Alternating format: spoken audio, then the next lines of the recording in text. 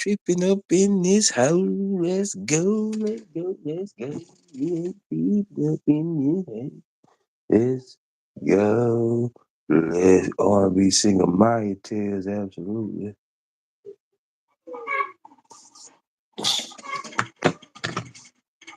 Let's go now.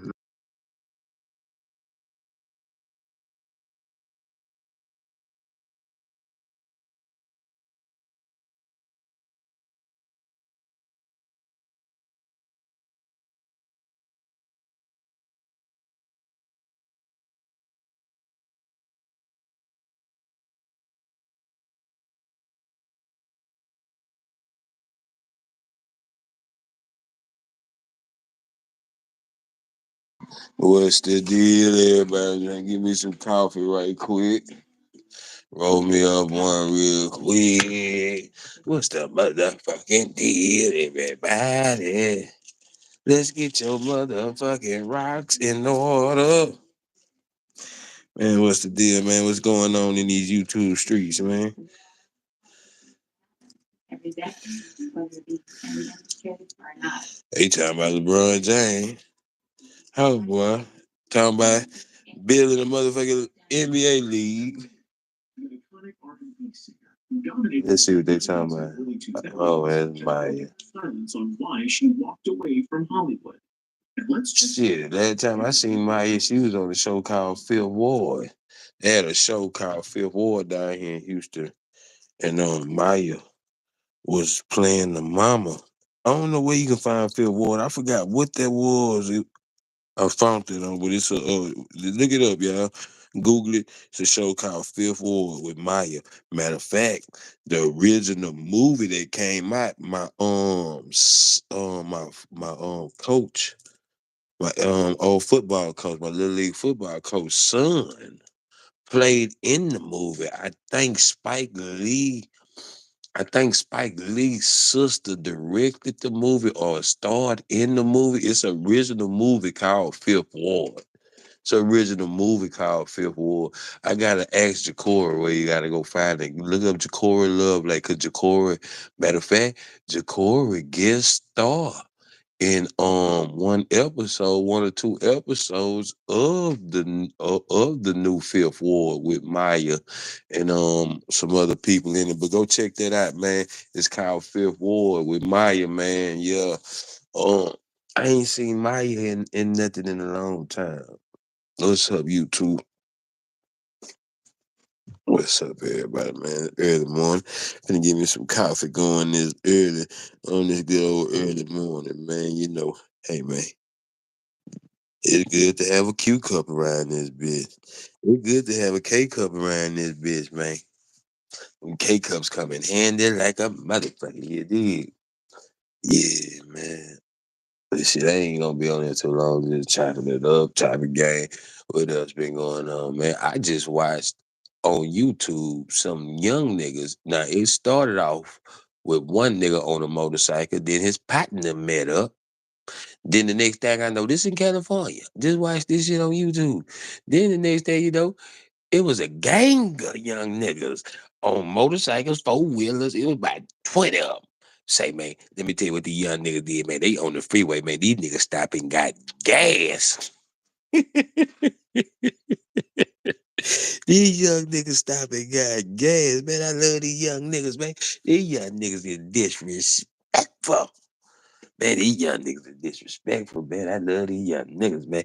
Yeah, man. Shout out to the very disrespectful people that just don't give a damn. Don't give a damn, man. They out, man. The man out on the phone, man. That nigga called all his partners up, man.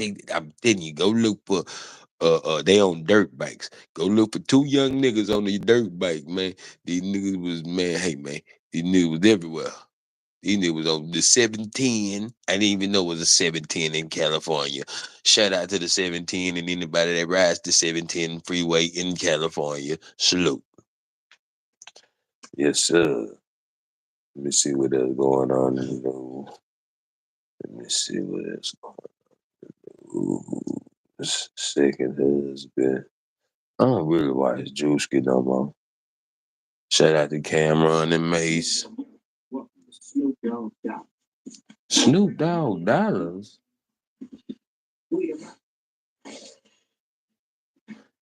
Man, Snoop, they say you was at the P. Diddy party, nigga.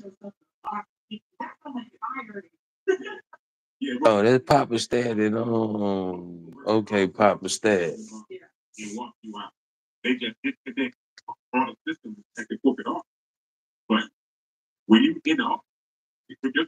Salute to Cameron and Mace. It is what it is podcast, man. What y'all got going on this early morning, man? I ain't got no chats going up in this bit. I ain't got no chats. I ain't got no chats. That's what's up.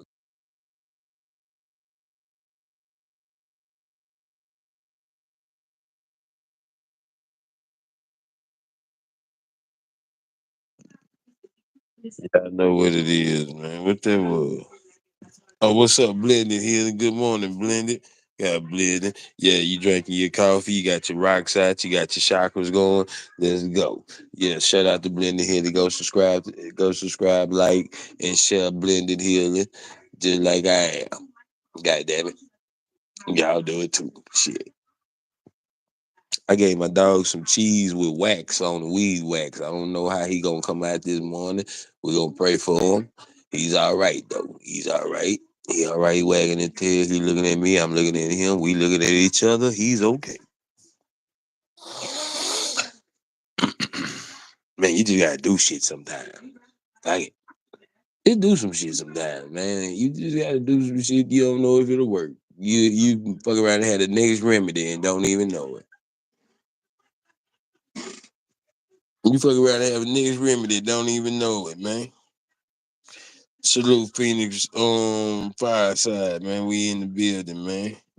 We in the building, hey man. You know what I'm saying? Yo, what else been going on, man? What's been going on in the news? Let me see what's been going on, man. What's been going on in the news, man? Let's man. Shout out to Ohio State and Notre Dame. Man, they still trying to make that Asian man black, man. Why they always want to give us a nigga, man? That man instead of saying, man, I'm Asian and black. They instead of want to say, you want to be the first African American to go to the national championship. Nah, bitch, I'm Asian too, ho. Shout out to the Asian people too, man. There ain't no Asian been in that bitch. Why they always want to give us some nigga, man? Just want to make us give us a nigga to be the first nigga. We want a pure first nigga. We ain't had a pure first nigga in a long time. We want a straight nigga. We don't want no this time. Look here, man. The black delegation want a straight nigga. We don't want no mixed niggas. We will take salt and pepper, black and white. No Italian, no Indian, no Asian. We'll take black and white. We ain't taking no other color, man. Come on, man. Stop giving us niggas, man. We don't want Kamala Harris. We don't want Obama. We don't want them niggas, man. Give us a real nigga name. Give us a nigga named Lester. Give us a nigga named Jack, John, Paul, Lil Chris. Any motherfucking thing, man. God damn, man. They used to call that nigga Nunu back in the day or something, man. Come on, man. I'm giving us these niggas with no nicknames, no roaches, man. We need niggas with roaches, man. If you gonna represent black folks in the struggle, you got to have roaches in your resume. If you ain't got no roaches in your resume, do not give us them. White people, listen. If you gonna give us a nigga, the nigga at least have to grow up with roaches in his resume. That nigga ain't got no roaches in his resume, we ain't fucking with him. Yeah, that's the only way we fucking with them. That's the only way. We don't want none of these old man. Cause I'm tired of these bullshit niggas, man, that they be putting up here, man. I need a nigga with a scandal. What happened to Mary and Barry, man? Ain't nobody smoke crack no more, man. We need one of them type of niggas in the White House and representing black folks, man. We need somebody to smoke crack, weed, something. Heroin, well, heroin now, you gonna sleep on the job. But anything else though, you know, do something, man. What happened, man? There ain't no more scandals in the news no more like it used to be, man. I'm talking about good dope fiend scandals, man, back in the day. See, I'm an 80s baby. I'm an 80s baby. Shit was different when you grew up in the 80s, man. You born in 1980 from the see, okay, so if you born in 85, you really missed the good times. Like if you born in 85 and up, you missed the good time. But you born in 80, 81, from see 81 and on back, 81, 82, I give 82, maybe 83, 84, you out of there. 84, 85, you out of there. But 82, 81, 80, 79, on back, we know what government cheese is. We know what government cheese is, man. And if you ain't never been in the government cheese struggle, you cannot qualify to be black.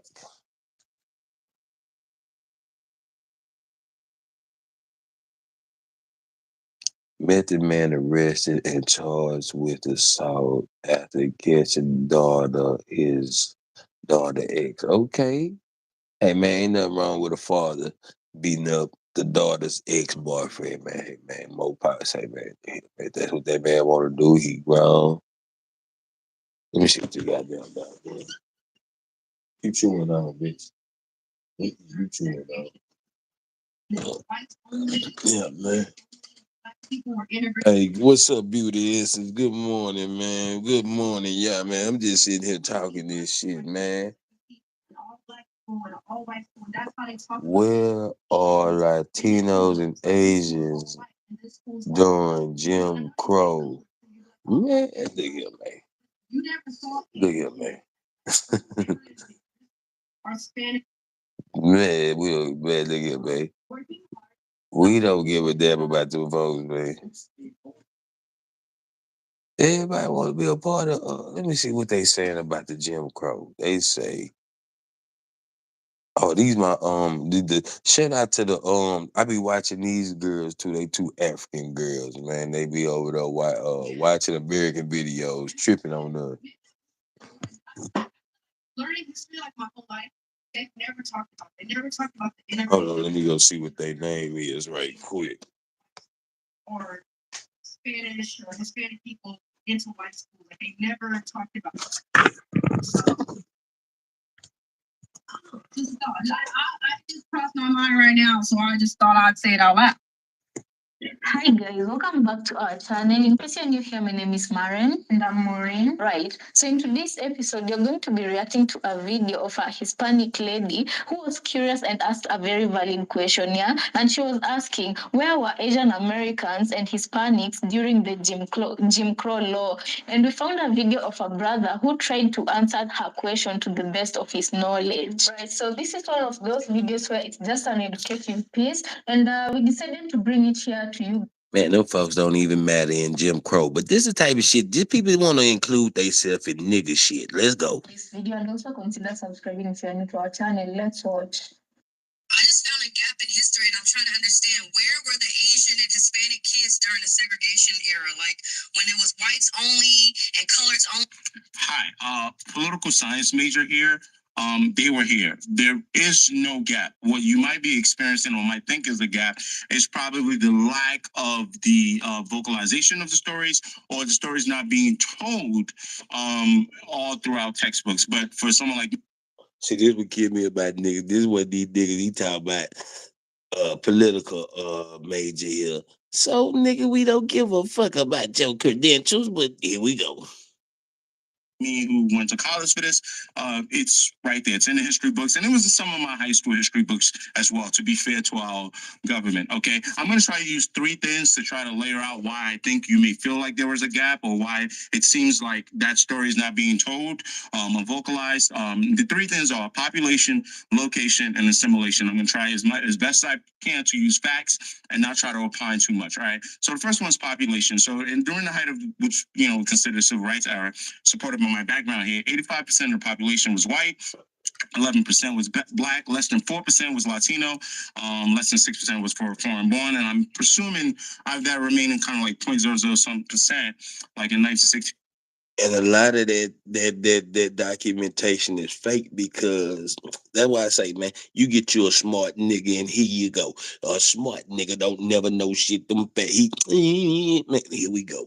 Here we go. For example, I think 980,000 people identified as Asian. So that's a very small number. And I think we can conclude that with population, the larger population will have a bigger impact as far as their story being told, as far as their fight for freedom, right? So, 11% of Black people going through, not all 11, but you get my point, going through Jim Crow segregation and marching, that is obviously going to make the worldwide news. There's going to be more stories written about those marches in the history book. Okay. Now, if you compare that Latino population to now, this is probably why you're seeing this discrepancy. It doesn't make sense to you. The Latino population, I believe, is going to be more than almost 22% of the U.S. population. That is a huge jump.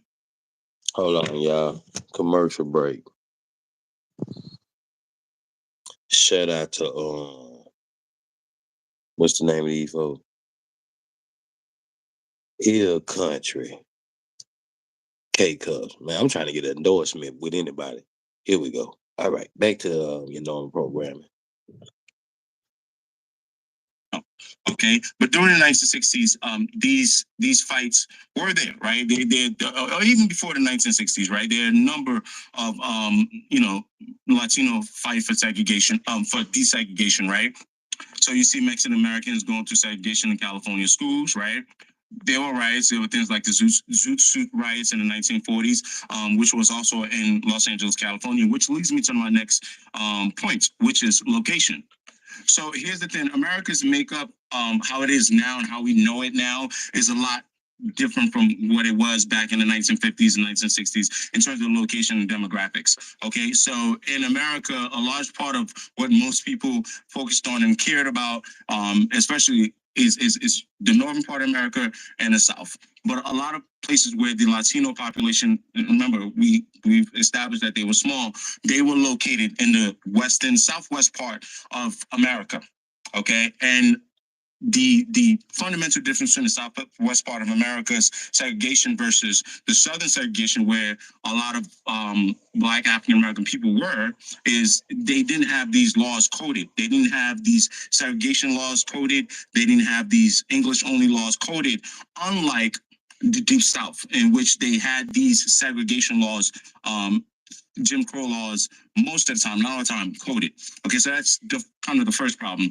The second thing is, again, how much attention was paid to the western portion of America. Like, California now to have, a large number of electoral votes, right? You know it to be immensely populated. You know it to be a integral part to America now. The New Mexicos and whatever of the world. It didn't used to always be like that. So it was easier for what was going on in the western part of America to, either not be documented, to either not be looked at with, analyzed with deep lenses. But as you can see here, for context, they are documented. I'm just saying, Mexican American parents. I'm just saying, American, the great words of OG Care. America. Who give a fuck? I'm gonna find something else to watch. Let's see, man. Get y'all coffee, man. Roll y'all one up, man. We finna talk about it, man. Let's see what's going on.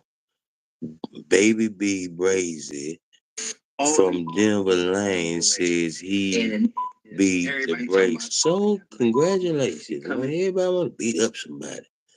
Okay, that's what I'm saying. That's wrong. I've never seen so much. See, this was a good movie. I just seen this movie the other day with the black ladies that had to get the y'all listen to this right here. Can do? About the black ladies that had to go get the mail for the USA. It's on Netflix. It's called 6068 or something. So much mail, trainloads of mail, that they could not get out because they didn't have anybody to do it. That's the real lady. That's the real lady.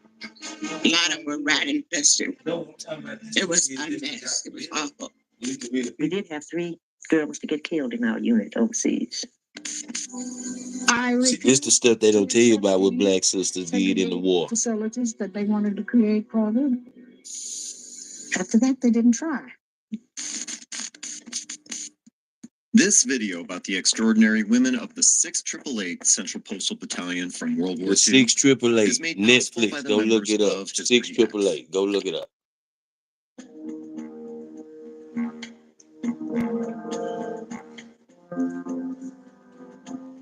The 6888th Central Postal Directory Battalion, known simply as the 6888.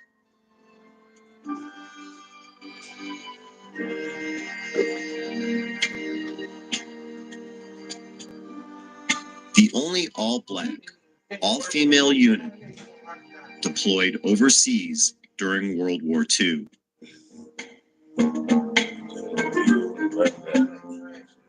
Yes, man.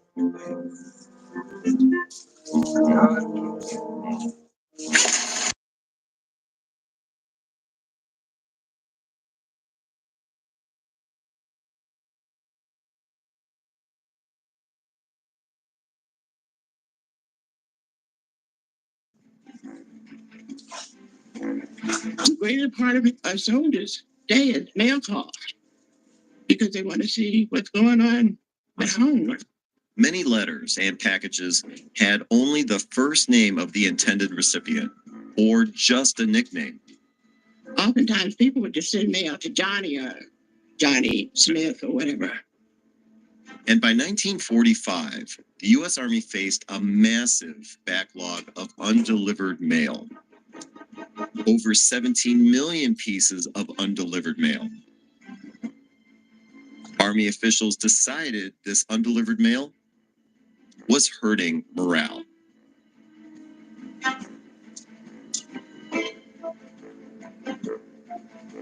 To tackle this, the 6888th Central Postal Directory. We out there getting tore off the frame because nobody getting no mail out there in that war, man. Folks wouldn't even get no mail out there, man. Let's keep on going. Battalion was formed, comprising of 855 African American women from the Women's Army Corps, commonly referred to as WACs. Their mission? To sort and deliver the mail to over 7 million soldiers scattered across Europe.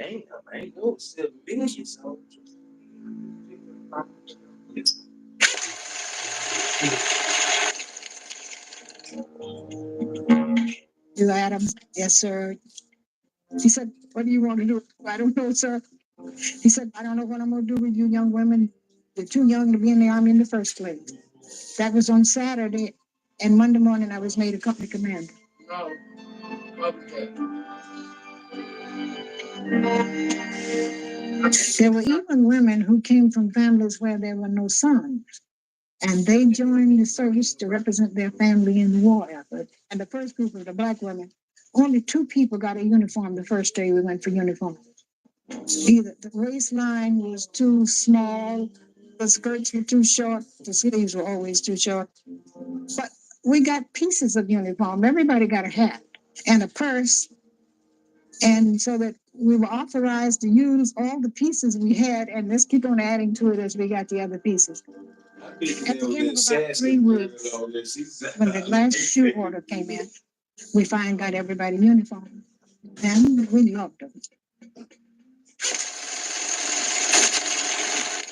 It's a good movie. Y'all gotta go watch. Said that if they sent black wax overseas, we would cause a problem. I never have found out what they meant by that.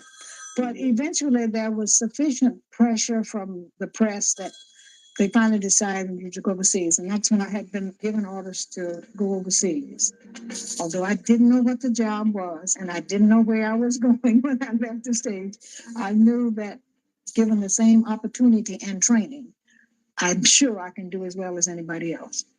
Sheriff Adams called me at home Christmas of 1940. She says, well, I would like for you to be my battalion executive officer, and asked me if I wanted to go overseas. I said yes. Captain Noel I Campbell wanted and one I of were them sent ladies, the over one a that told the couple of real weeks ahead story, of the like for troops to them get things picture ready. story type shit. We thought we were going to Paris. And we opened our sealed orders 1 hour after we were in flight and found that we were going to London. We found out that we were going to be in the Postal Directory Service. That was in January 1945. And that's when the 6888 Central Postal Director started. And there were 800 women and 23 officers. And Sheriff Adams and I were sent to England to get a place for those 800 women to live. There were white wax in lots of places on the UK, and they all used the same wax recreational hotel in London.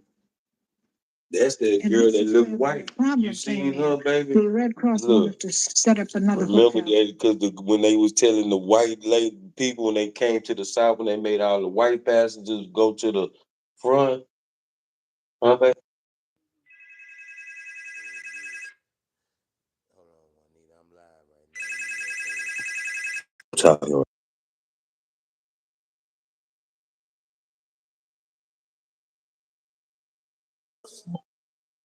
I will talk to her about the job. Okay. Hold on, let me rewind. Place for those 800 women to live. There were white wax in lots of places on the UK, and they all used the same wax recreational hotel in London. And this is where the real problem came in. The Red Cross wanted to set up another hotel for the black wags, and I promised them that it would be over my dead body before anybody slept there, and nobody slept there, to my knowledge.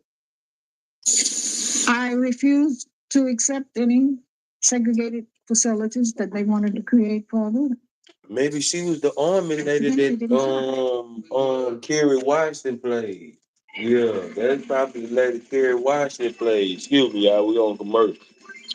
So Kerry Washington might have played this lady that we listening to right now. We ended up in Birmingham, England, which was a short distance from London. There we were given a dilapidated school that had not been used in I don't know how many years during the war. And told us that's where 800 women and 23 officers were going to live and work. But it was a big cold stone building. And of course, with our ingenuity, we always try to make everything come. What was the name of the movie? Triple Eight? Noel and I had decided what we would be doing here in an office space and so forth. Okay. Then we set out getting the place ready for our troops to come. 888, 668, something like that. The building ready for living quarters and for the work area. Whatever they platoon name, that's what it is.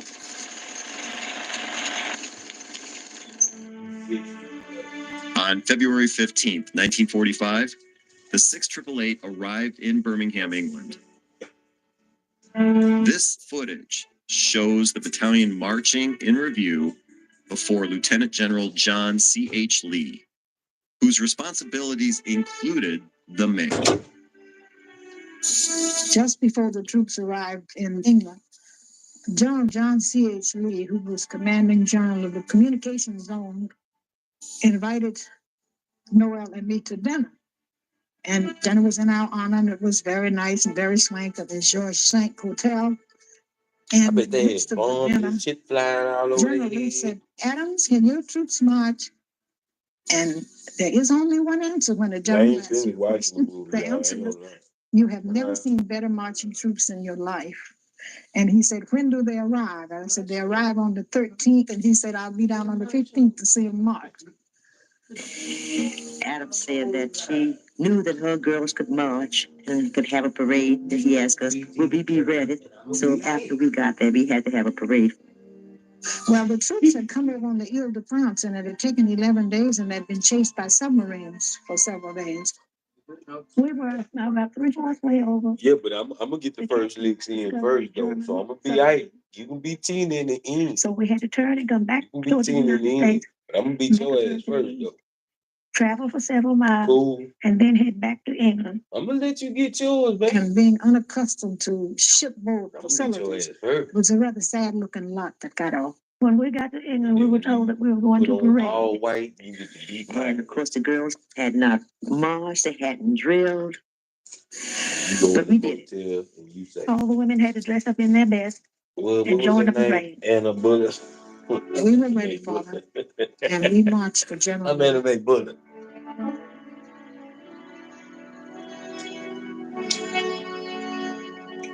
And he was so pleased, he wrote my father a letter and told him I was a fine young woman. So I was that thing.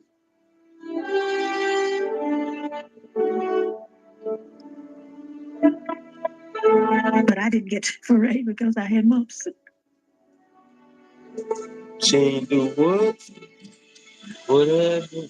Hold on, y'all. I'm finna rewind it, y'all. Hold on. A letter and told him I was a fine young woman.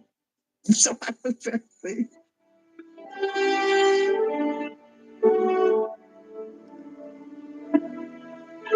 But I didn't get parade because I had mumps. Oh, she had mumps. Nigga, I forgot about mumps. They had chicken pox. See, if you were born in 84 or 85, you don't know what mumps is. But if you born in 83, 80, see, it was like chicken pox, mumps. Niggas don't even get mumps no more. I don't even think niggas get chicken pox no more. Do niggas get chicken pox anymore? I don't even think ringworms. I don't even think niggas get ringworms no more, man. Y'all missed all that good shit back in the day.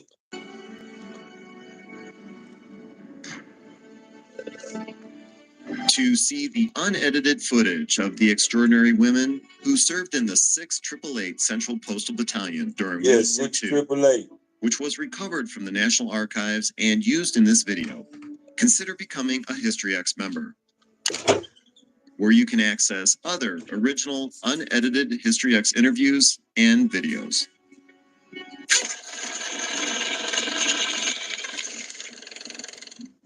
The 688 encountered terrible conditions.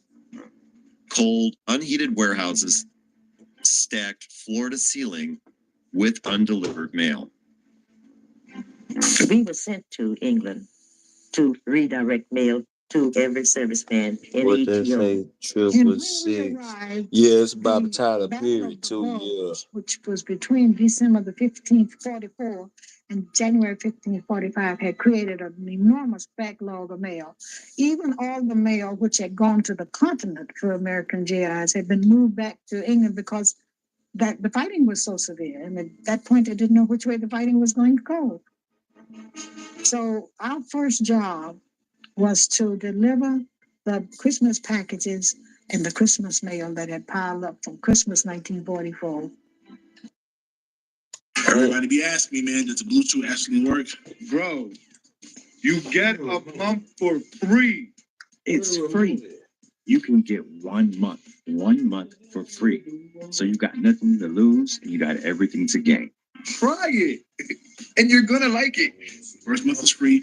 Get involved, pop a chewable, and you tell yourself if they work or not. We found bags of mail. A lot of them were rat infested. Oh yeah, rats in them boys. Food, pies, and cakes. Oh, They were all vermin infested. It was a mess. It was awful. I mean, you looked around and you said, "Oh my God, what is this?" But then you knew you had to get to work and start doing something. So we used the old airplane hangar and we built a post office out of it. We had 3 shifts, 7 days a week. I've never seen so much mail. It was such a backlog of mail. Warehouses all over England, France, trainloads of mail that they could not get out because they didn't have anybody to do it.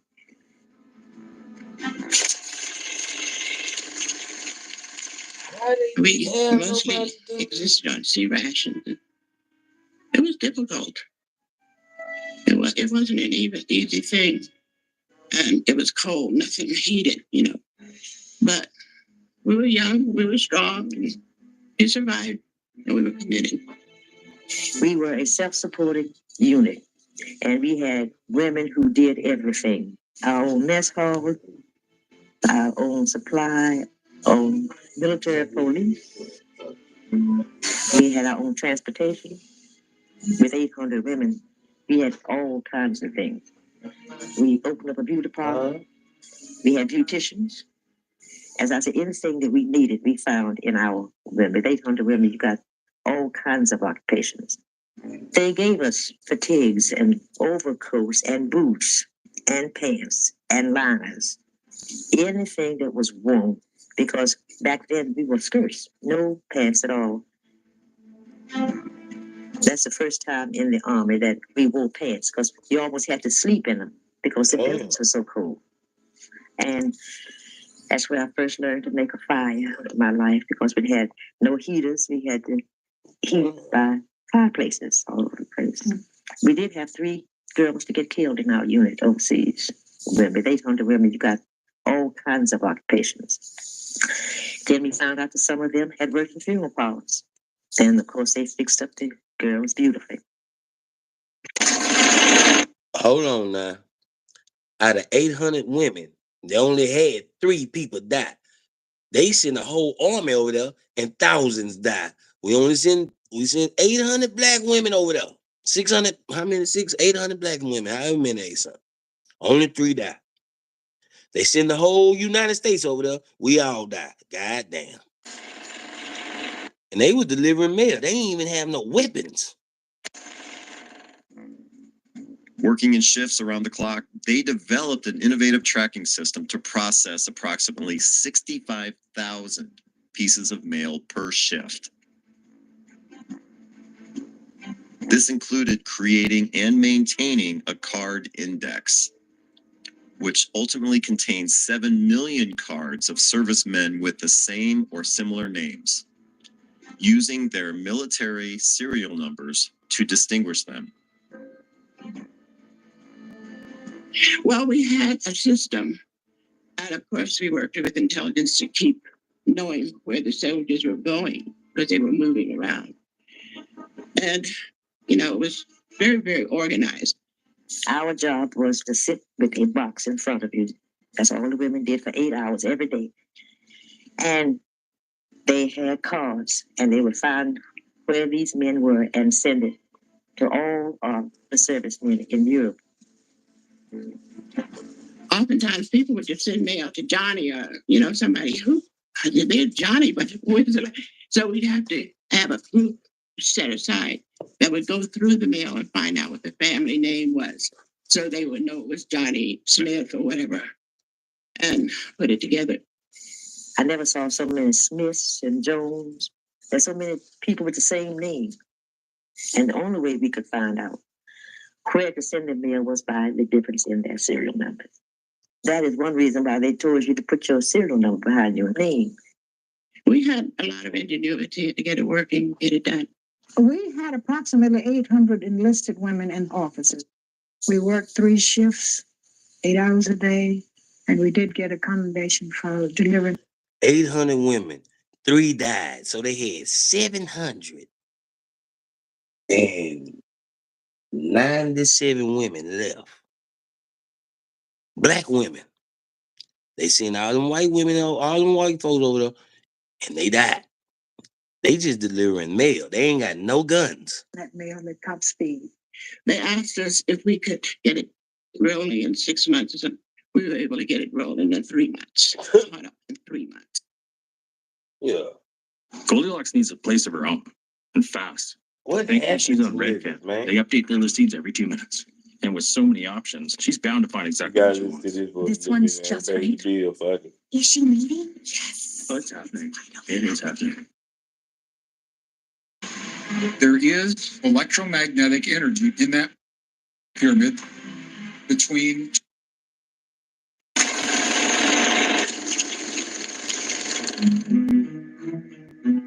The women of the 688 faced racism and sexism, both within the military and abroad. The American troops received us in lots of ways. There were no white wax near us in Birmingham. The white GIs told tales about us. The Red Cross wanted to segregate us, and the British just wanted to visit us. The citizens received us quite in hand, but with a lot of curiosity. They had never seen any black people before. See what I'm We were saying? invited to churches, we were invited everywhere to speak. We had parades, and so they were just lovely to us. Yeah.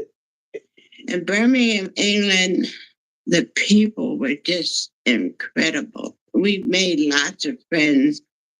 That's where I got my first fish and chips. The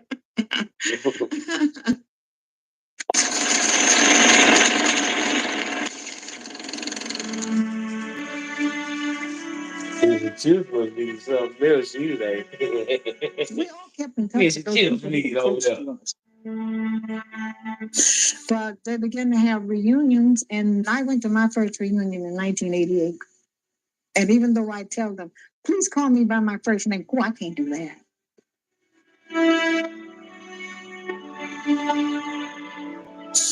Amazingly, many people have great difficulty believing that Black troops, whether women or men, were very patriotic, and they were there to win the war.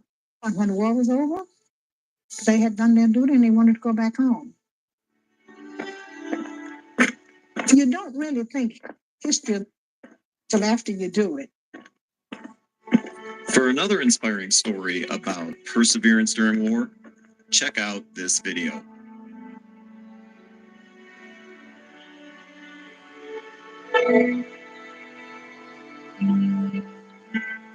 Hey, y'all. I'm gone, y'all.